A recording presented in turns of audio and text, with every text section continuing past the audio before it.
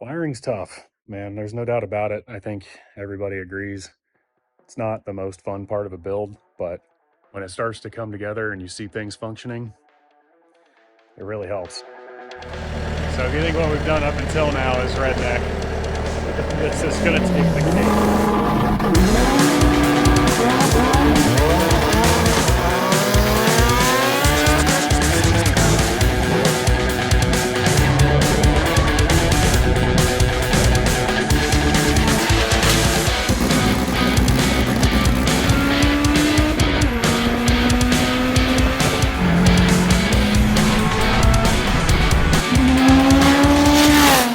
Sick. All right, here's the truck right now.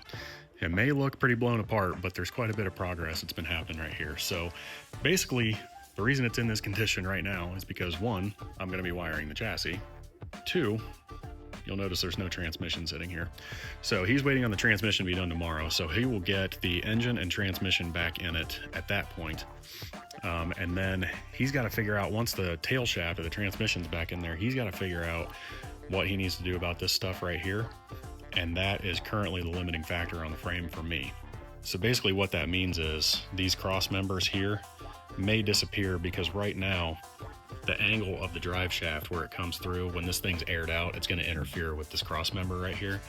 So he's going to have to remake that cross member. What that means is these pumps may move. There's a chance the batteries may move, even though he's trying to keep them there. So essentially what this boils down to, what I'm trying to say is, we know that we're going to have one connector right there for the rear chassis connector, the RC1.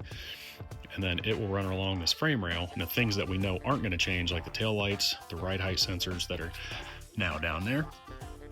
And there was something else too, but anyway, we'll wire all that up for now. Oh, the 7-pin trailer connector. We'll wire all that up right now. And then when he figures out where he wants these pumps to go, and if the batteries are going to move, anything like that, then we'll bring wires across from the harness to the other side. I am going to set up my table over there, because this truck is eventually going to be on this side of the shop. So I'm going to get my table set up over there, and we're going to start dragging some wire through this thing. You know, while I'm out here unloading all my stuff, I figure it's probably worth showing you this. For those of you that don't follow Spragen's channel, you really should. This is his truck here. I don't know a whole lot about it right now, other than that it's absolutely awesome. This is a pretty famous truck. It's kind of the reason that any of us are here in the first place, because he just got motivated one day and built this thing. Eventually we'll be doing some wiring on this thing, but it's got back burner for all these projects going on right now. But what an amazing unit. This thing's incredible. So hang around, you'll see some wiring on this, but you'll definitely see it on Spragen's channel. So if you aren't following him, you really need to go over there and give him a subscription, because seeing what he builds is really worth your time. All right, so I think I've decided on a path for the rear chassis harness. Let's see what you think.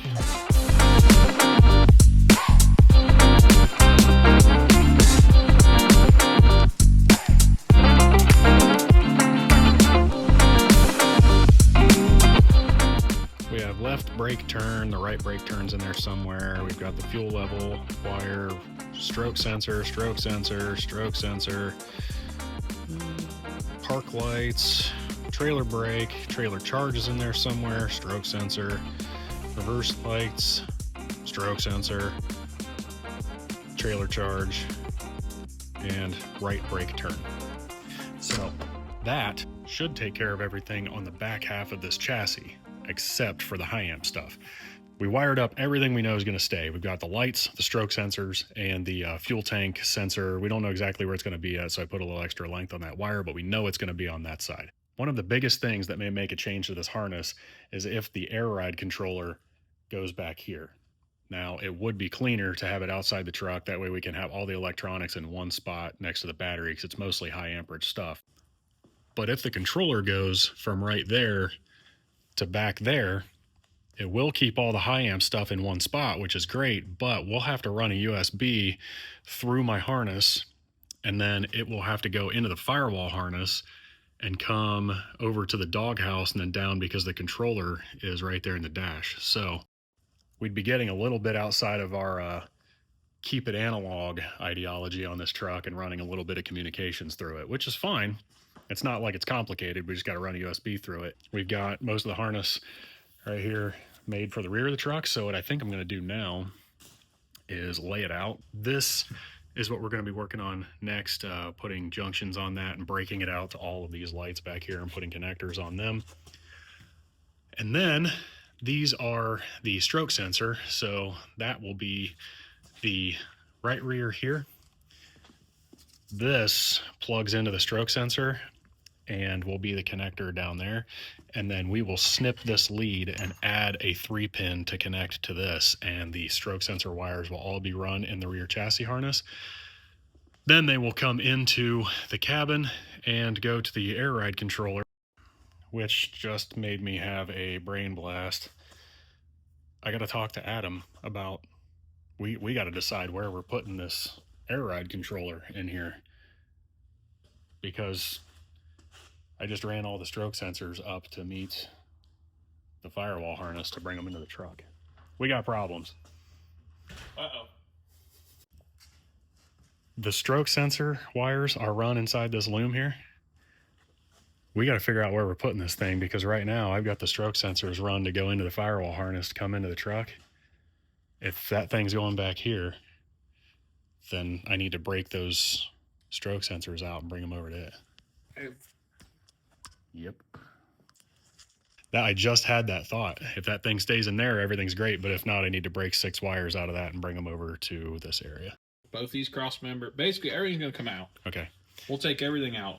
All right. So then what I'll do, so I'm assuming that cross member is going to go somewhere between where these two are.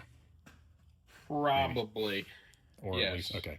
So what I'll do is I will break those stroke sensors out somewhere around right there and bring them over and leave a bunch of extra length on it. That way, if for some reason that control box is up here, we can tape them back in and then run them over.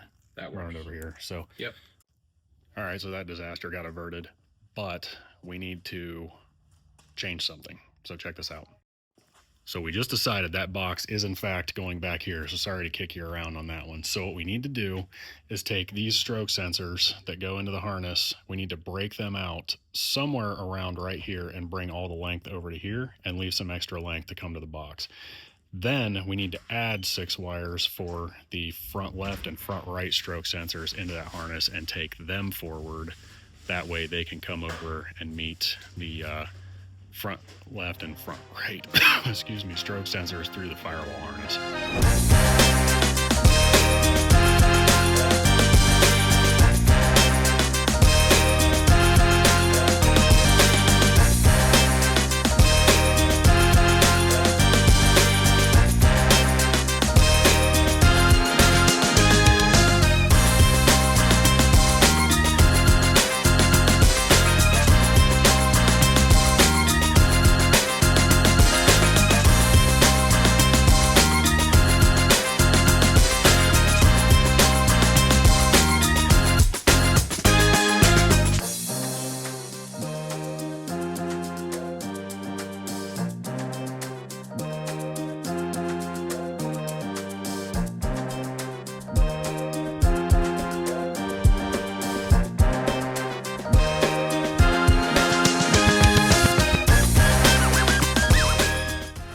Same clothes. We are working on the tilt nose now. You can see here we got a little bit of rubbing issue. The tire was shining the back of the bucket. So what we're gonna do is Adam's working on getting that thing ready to be backed out a little bit so that we can fit this tilt nose, because he raised the cab up a couple inches and also raised the tilt mounts, which are hard to see, but they're right there dead center, those little eyelets. So what we're gonna do is roll this thing out, get the tilt nose on it, and then see how much that clears the tire by now, because if it doesn't, if we're still contacting the tire, we'll have to cut these buckets off. So anyway, I'm gonna go help him do this real quick.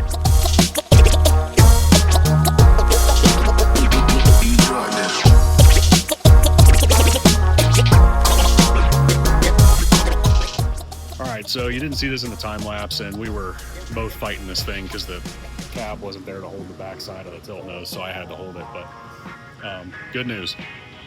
At full aired out, truck's on its nuts, and the hood tilted down below where we know it's going to sit. It was beyond level. We clear that by like 2 inches. So no more worry about the contact on the back of the headlight buckets. So if you've been watching these videos, you know that these are the lights we're going to use for the headlights. And then we're going to put these watermelon lights on the fenders here to replace those guys. If you've watched Adam's channel before, you know these lights right here are sick. These are really, really nice. It's like big rig stuff here. These are really cool. And then these lights here are relatively inexpensive, but actually really nice. So let's get to work.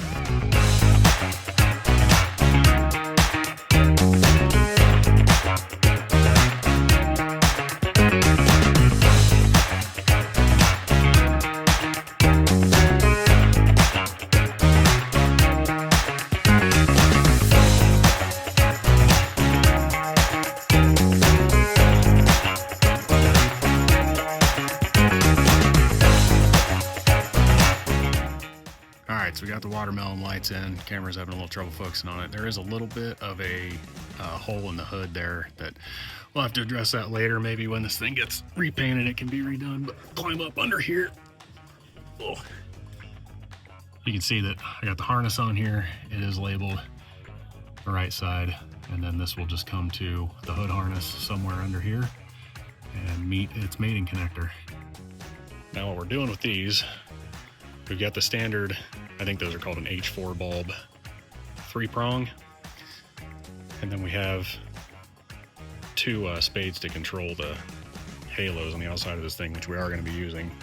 That'll actually be pretty interesting later on. But inside these buckets, we had a connector that looks like that with the mating connector for the H4 over here. Problem is, we don't have anywhere to bring 2 other pins through for the turn signal. So what I think I'm going to do is cut this off and pull the insulation off of it and put we don't have a 5-pin, so we'll put a 6-pin connector on the end of it. For now, what we're doing is that.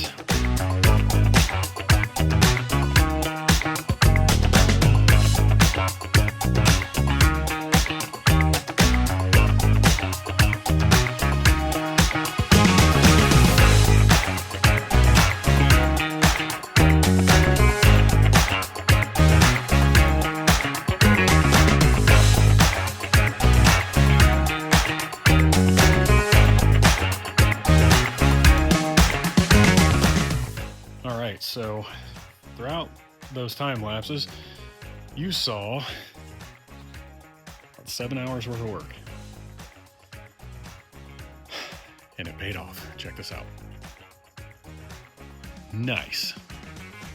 So these are all the circuits that are not controlled side to side. So the ground, the halos, and the running lights.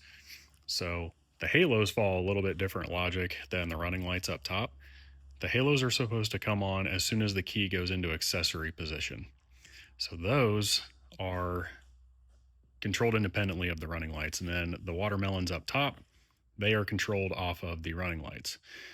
Now, there will be a logic inside the truck, and I know I've hinted at this a couple of times. When you turn the turn signal on, which I don't have that logic set up right now, it's going to be handled in the dash, but it will actually turn out the halo on the side that you have applied that you've commanded the turn signal on.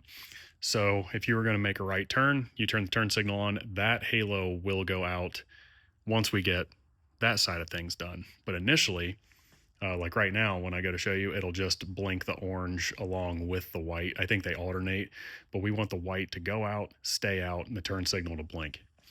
And then the watermelon will also blink. So let's give that a shot. All right, feel like that. It's pretty well centered up there. All right.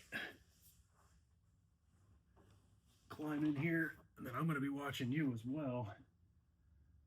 And we're just going to start touching wires and see what happens. That looks like there are cord buttons in the way, but that looks like maybe the high beam on the passenger side.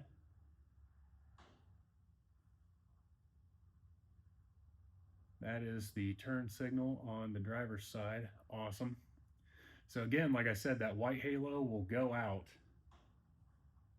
and then this will blink. So that. What do we got here? Passenger side turn signal.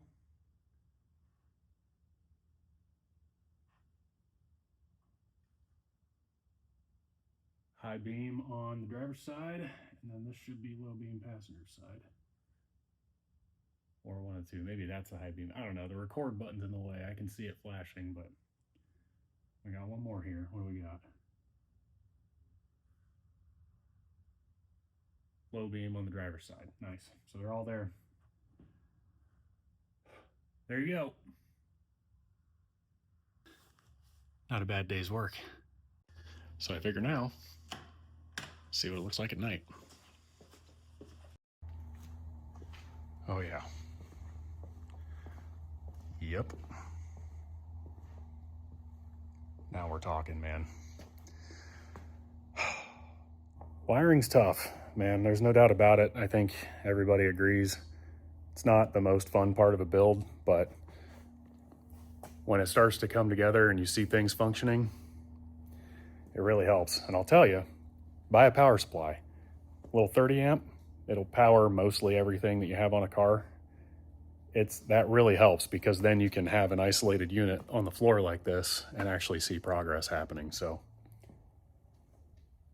just maybe food for thought. This feels good.